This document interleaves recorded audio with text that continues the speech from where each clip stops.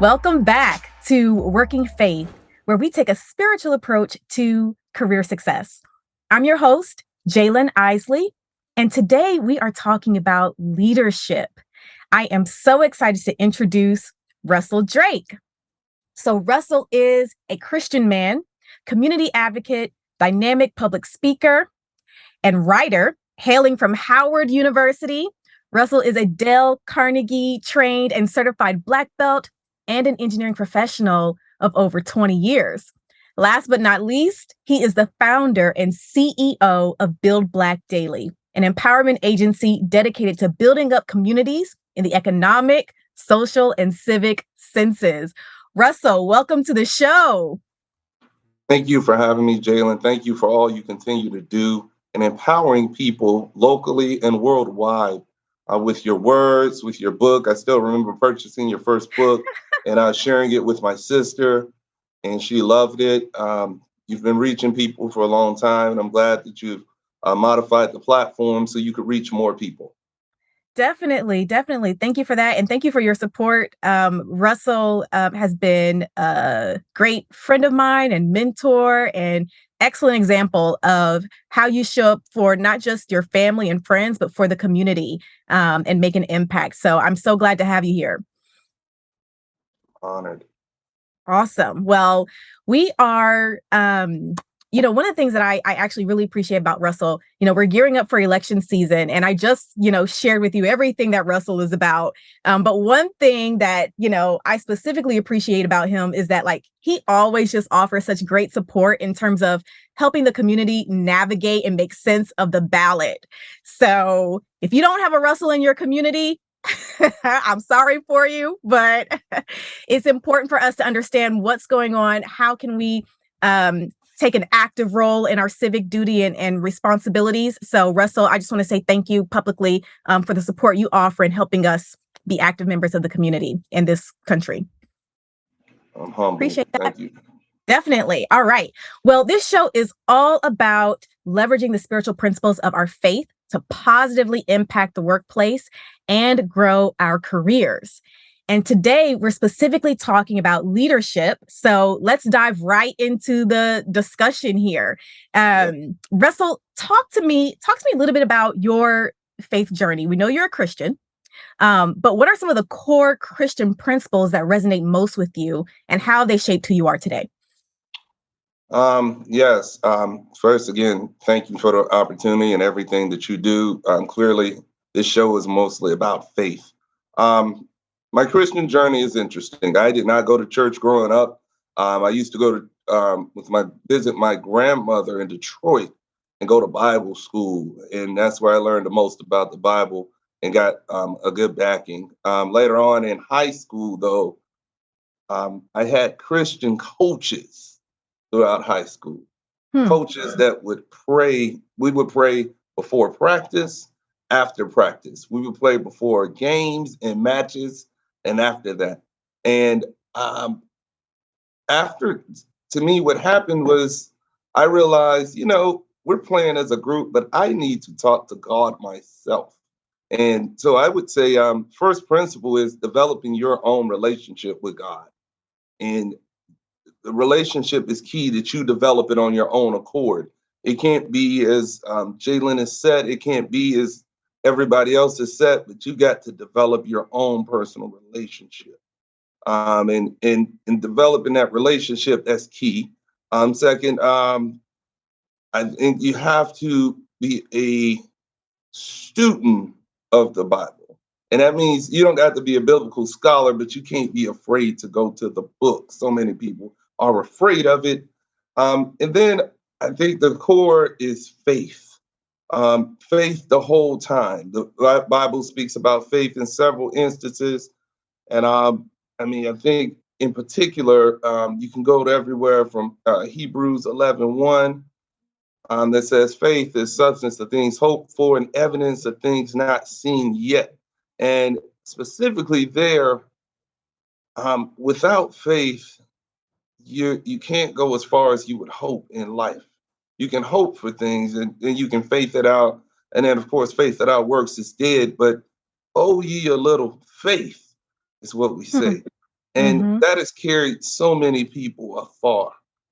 Things that they say you want to make God laugh, you tell him your plans. Hmm. And the plans are already laid. You just have to keep the faith and keep going and persevere through everything. Definitely. So, developing your own personal relationship with God, going to the Bible and understanding and learning and actively investing in um, the understanding of those teachings on a regular basis, and then having the faith to live it out, having the faith to actually show up each day and trust that the plans that have been set for you will come of pass, but you have to have the faith to activate that.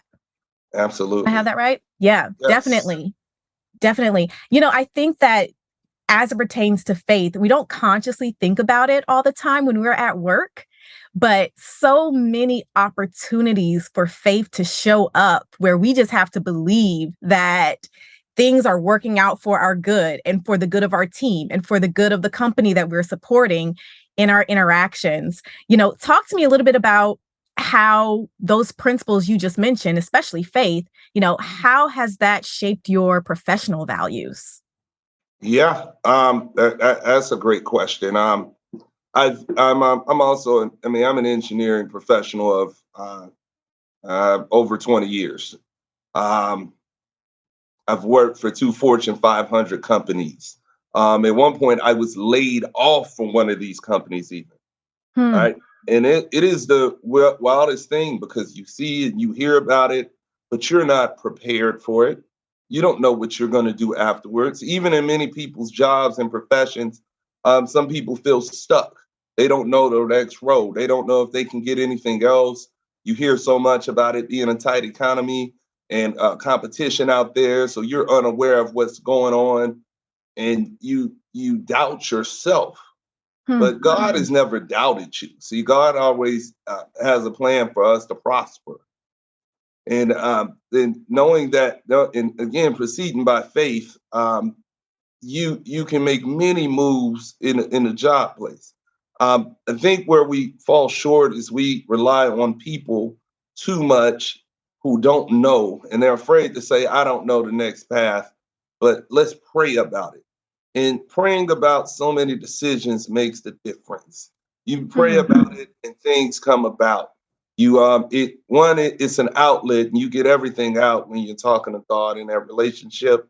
Um, Two, keeping it helps you stay focused and calm in it. Um, it's so easy to panic. Right now we get a all-time high of people with anxiety, people having panic attacks in the home, in the workplace, in public.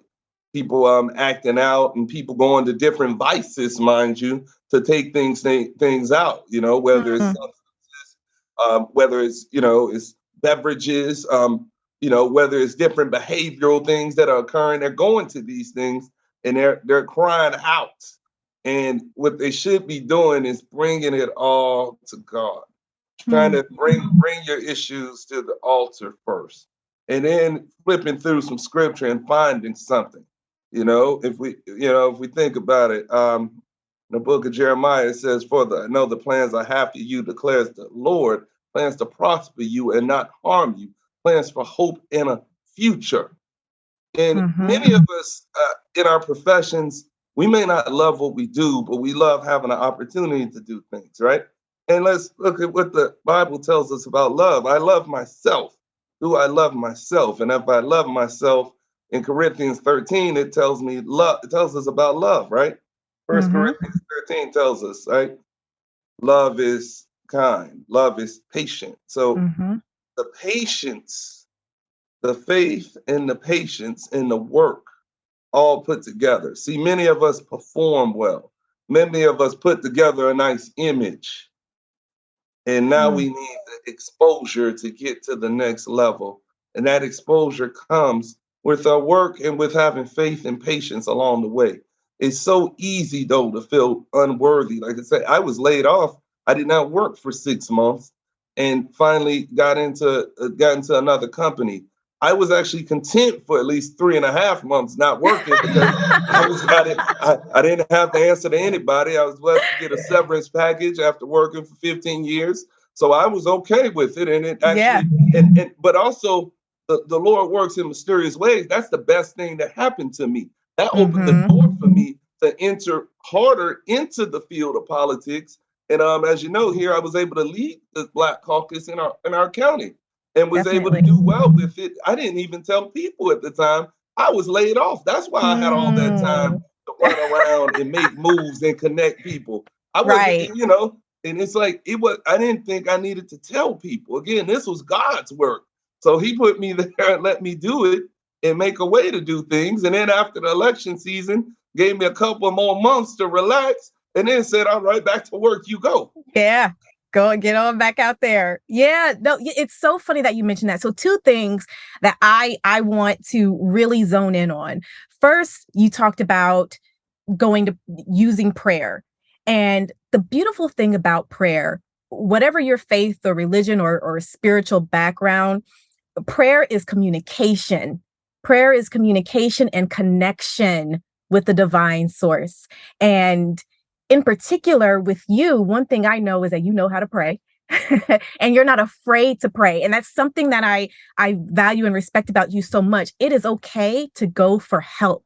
It's okay to go for guidance. In fact, not even okay, it should be the first thing that you do as you move forward, whether it's a major decision or whether it is just, how you decide to go to drive to work that day. Like there is a prayer and a constant communication and connection that you should have with a higher power, with our divine source, with our God, with love all throughout the day. And another thing I enjoy about prayer is that it puts you in the mind frame that a solution exists. You may not know what that solution is. Thinking about, you getting laid off, similar thing. It didn't quite happen to me. It was a little bit different circumstances. This was back in 2008. And I was working in New York City at an investment bank, Lehman Brothers. They went through an interesting time during 2008. And I remember just being so calm. The company had gone bankrupt. No one knew what was going to happen next. And I was so calm to the point where my manager was like, Jalen, are you okay? Because everyone else was freaking out and didn't know what was going on with them. But I was confident and calm because I had already prayed and I already knew, wherever I land, it's going to be right where I need to be. And she was so confused. She was like, are you okay? Do you need help? Do you need to talk to a therapist? But no, I talked to God. And that's why I was fine through that entire experience. So, you're on the right. You definitely hit some things, some nails on the head there when you talked about leveraging faith, even through times of uncertainty, to remain calm, remain connected, and be open and ready for the opportunities that present themselves. Indeed. Yeah, definitely. So let's talk a little bit more about, leadership. Russell, you are, widely known as a leader both locally and nationally. Can you share an example of a work challenge or opportunity where you leveraged your spirituality, you leveraged the tenets of your faith to lead and guide others? Yeah, I can. I mean, in engineering, I've worked in the defense industry mostly, right? Um, one of the companies I worked for previously was Lockheed Martin, and used to do a lot of traveling, installs, work overseas, in countries where our Christian faith wasn't the dominant faith, mind you. In the Middle East, I'm talking about the real Middle East. Not with people taking selfies. I'm talking about where if you're taking pictures, they're gonna lock you up for taking them over there. And I'm literally where you see people, there's no alcohol, and one side is women, one side is men, literally, and that's the law. But I was over there. I've been over there for work and with other people, and on one instance, we found ourselves stuck over there.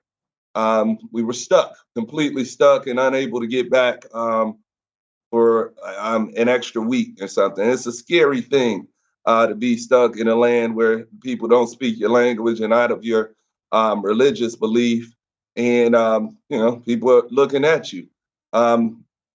However, it was frustrating and it was scary initially. Co-workers freaking out. I'm freaking out. Um, but the Lord, again, puts you in these positions for you to grow when you're this nervous and uncertain. And in this situation, we were stuck in the Middle East, and I think in the land of Saudi Arabia, actually. And we were stuck in an airport and had no way of getting out, didn't know how to get anywhere. And I recalled being a part of one of the greatest fraternities in the world. I had a fraternity brother's number from over there, and I was able to calmly say, you know what, I do know somebody here, and placed a call to this brother and was able to get us picked up and get us to a safe location. And had I not been able to calm down and zone down and realize, God's in control of this all. And even Hmm. though I'm in a foreign land where they pray 5 times a day, they may not realize that we all really praying to the same God. If we, at the end of the day, Hmm. so, Hmm. and Definitely. they're just calling a different name. But I said, you know what? They were having prayer time at the time, and it just occurred to me that, you know what? Let me, let me put my prayer to work, Right. and just recall, like, I have this brother's phone number. I have, I felt make it a point to fellowship everywhere I go, and in this chance, it's really gonna save our lives and get us out of this airport because I don't know what they're about to do with us. And Yeah. so that we don't start an international incident, Oh my I was able to goodness. call the brother, call some other people, and get us picked up.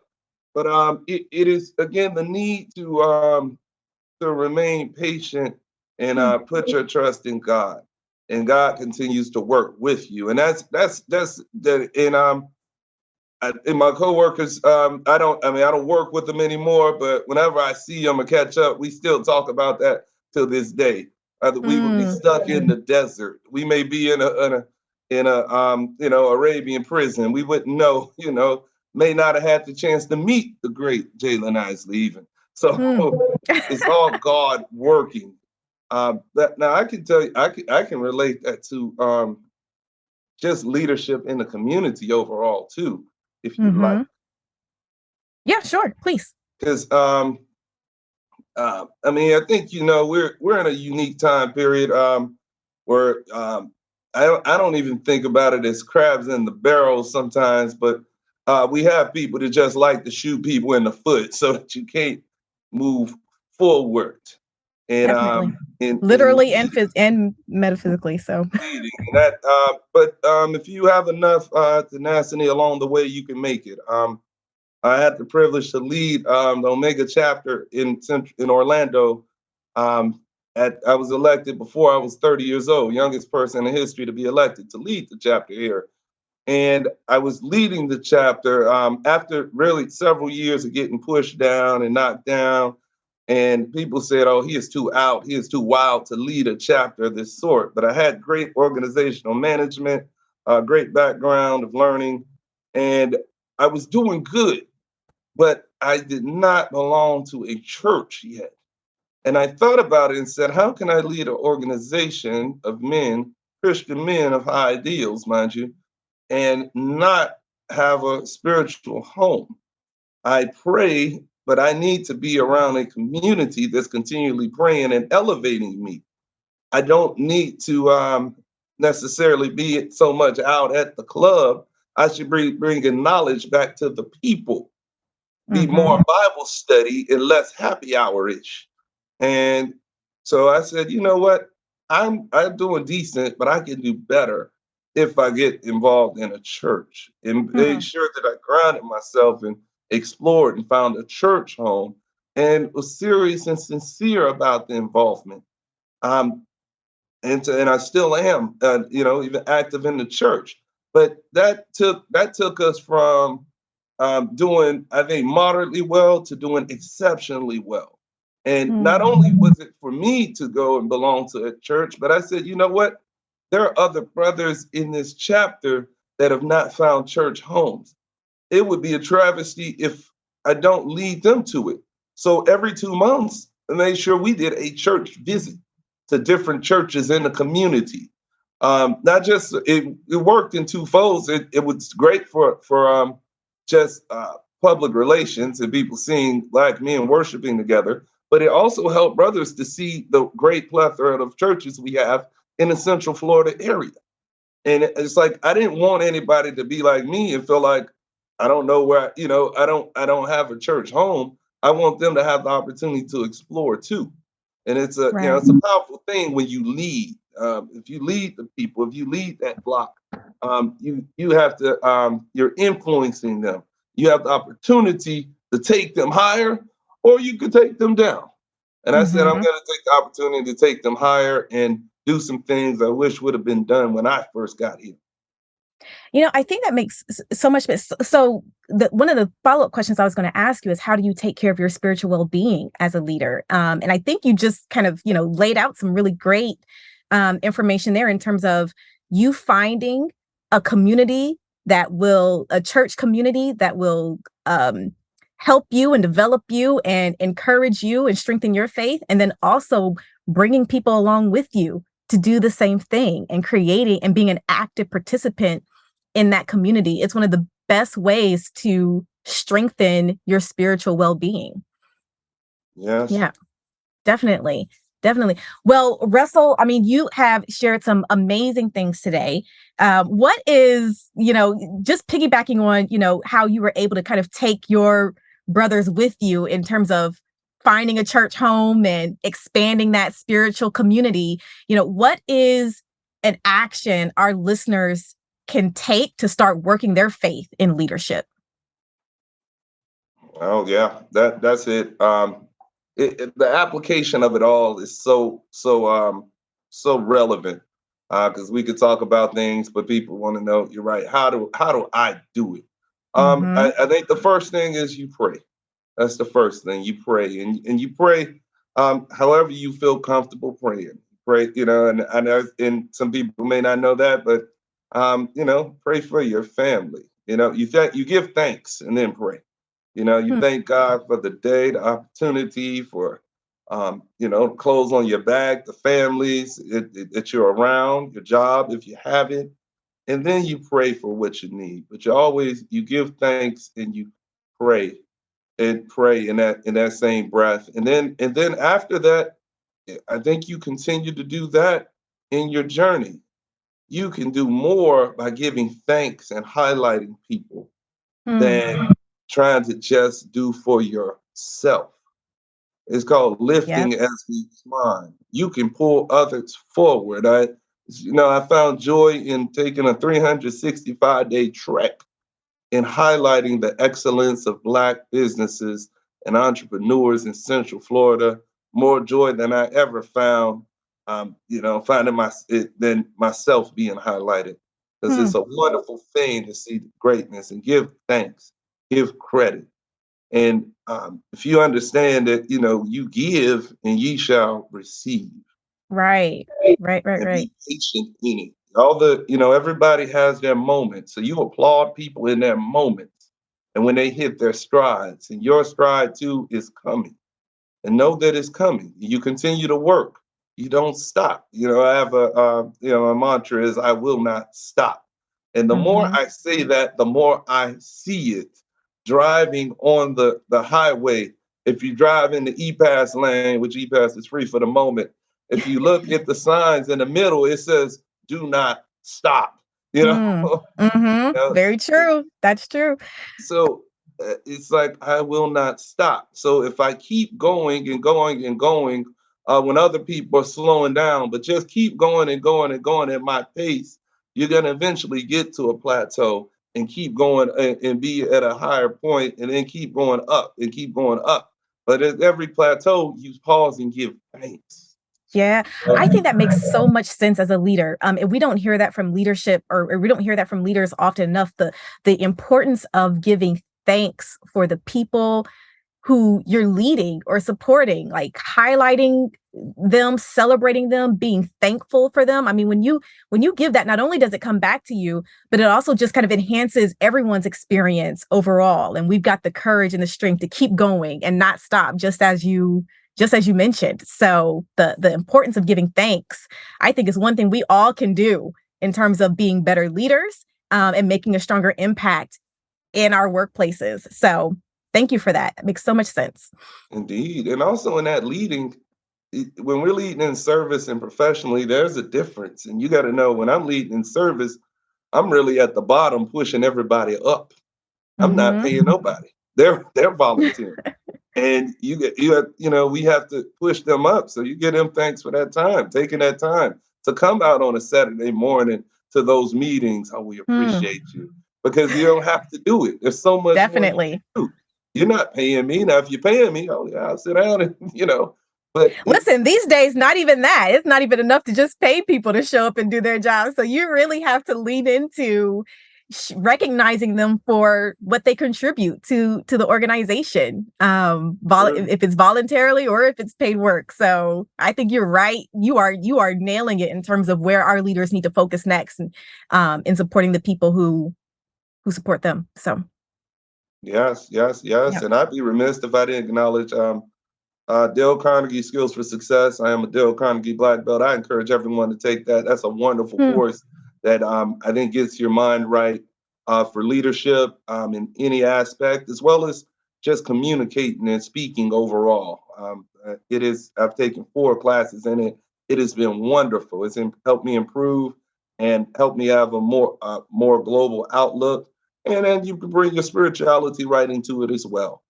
And we think we got to realize we have to continually grow. If you get to that point where I'm stuck, I've reached this point, there's no way I can go higher, then what is your purpose?